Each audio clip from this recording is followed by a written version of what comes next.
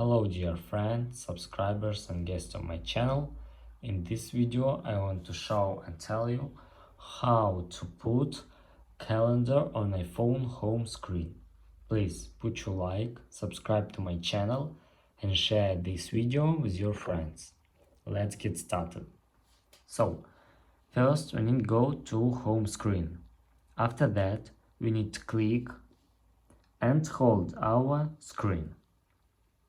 Here we need to click on the plus, and after that scroll down, and here you must find calendar and click here.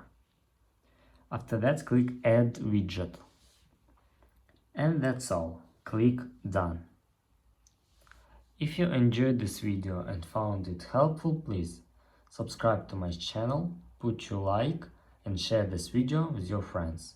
Bye bye everyone, see you later.